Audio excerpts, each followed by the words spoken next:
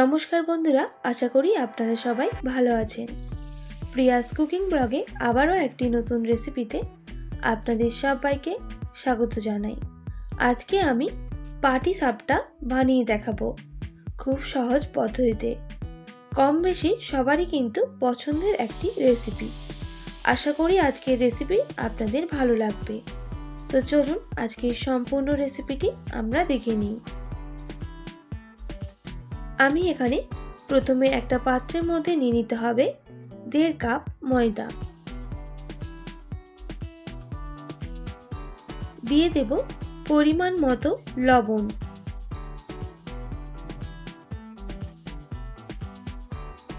স্বাদটা আরো বেশি টেস্টি করার জন্য দিয়ে দেব গুঁড়ো দুধ।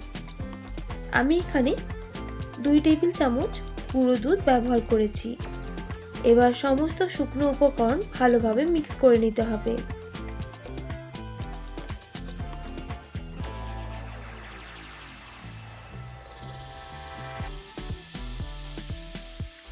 ভালোভাবে উপকরণগুলো মিক্স করে নেওয়ার পর আমি এখানে অল্প অল্প জল দিয়ে একটা পাতলা ব্যাটার তৈরি করে নেব।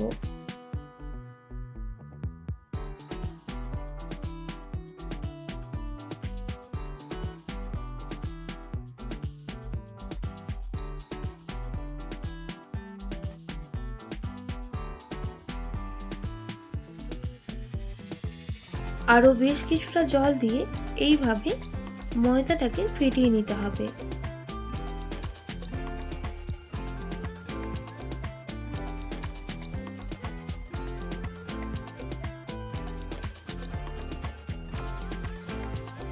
তো দেখুন বন্ধুরা, আমাদের কিন্তু ব্যাটারটা একদম রেডি হয়ে গেছে। আপনাদের চামচে করে দেখিয়ে দিচ্ছি কতটা আমি পাতলা করে নিয়েছি। এখানে এবার দিয়ে দেব খেজুর গুড় 2 টেবিল চামচ, তাহলে ব্যাটারটার কালারটা আরো সুন্দর হয়ে যাবে।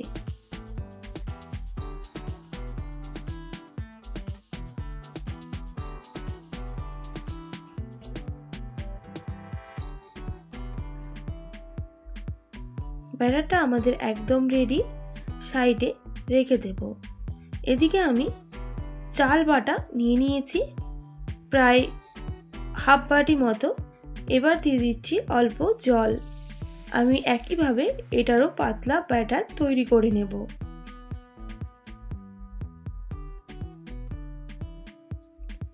আমি ময়দা ও চাল গুঁড়ি দুই পদ্ধতিতে পাটিসাপটি বানিয়ে দেখাবো।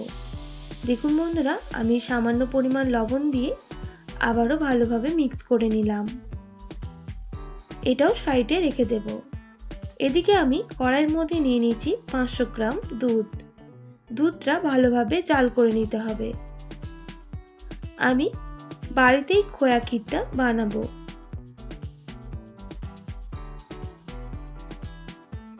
দুধটা এইভাবে বেশ কিছুক্ষণ জাল করে নিতে হবে।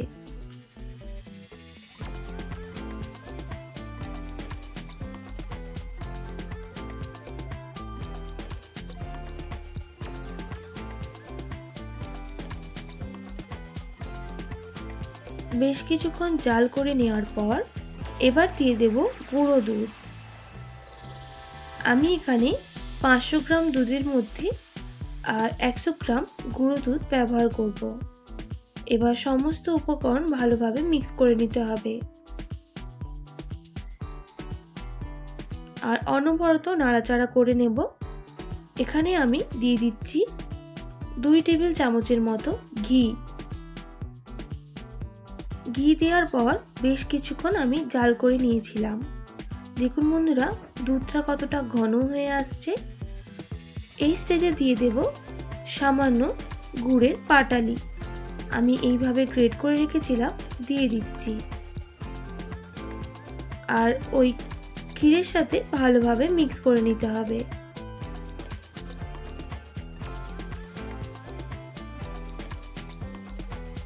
এইভাবে আরো বেশ কিছুক্ষণ জাল করে নেব, যাতে খোয়া ক্ষীরটা আরো বেশি ঘন হয়ে আসে।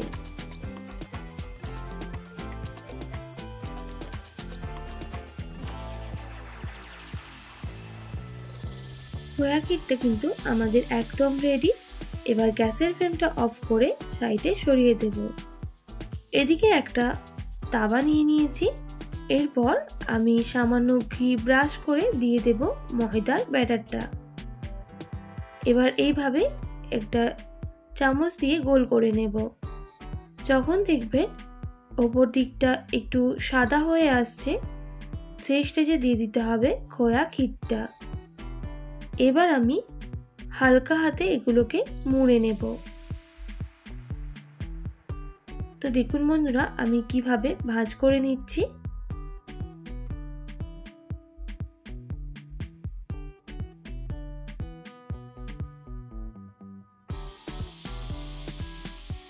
এবার উল্টে পাল্টে এটা ভেজে নেব। তো দেখুন বন্ধুরা, আমাদের কিন্তু একটা রেডি হয়ে গেছে। একইভাবে আবারও একটা রেডি করে নেব। কতটা সহজ পদ্ধতি হয়ে যাচ্ছে, আর একটাও কিন্তু চিটে যাচ্ছে না। দেখুন আমি কিভাবে ভাঁজ করে নিচ্ছি।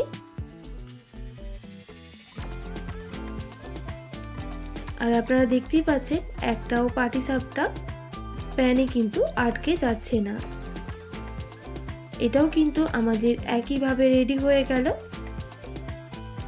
আমি এবার তুলে রেখে দেব।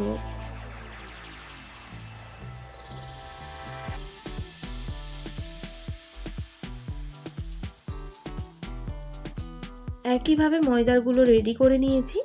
এবার চালের যে ব্যাটারটা তৈরি করে রেখেছিলাম, সেইটা আমি এবার পাটিসাপটা বানাবো। দেখুন বন্ধুরা, দিয়ে দিচ্ছি প্যানের মধ্যে চাল বাটা।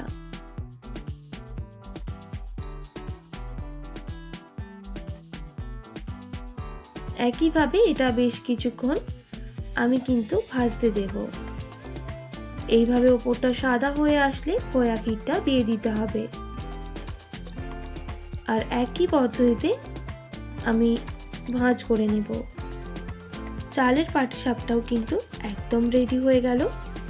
একই পদ্ধতিতে আমি সবগুলো রেডি করে নেব।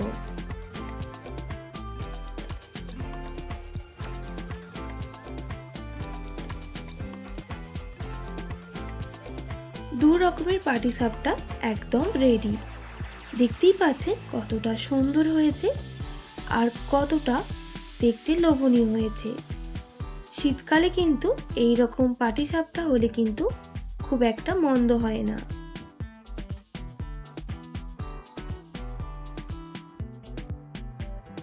অবশ্যই বাড়িতে বানানোর জন্য অনুরোধ রইল।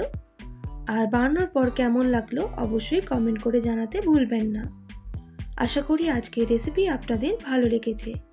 ভালো লেগে থাকলে অবশ্যই একটি like, comment, share and subscribe করে আমার পাশে থাকার অনুরোধ রইল।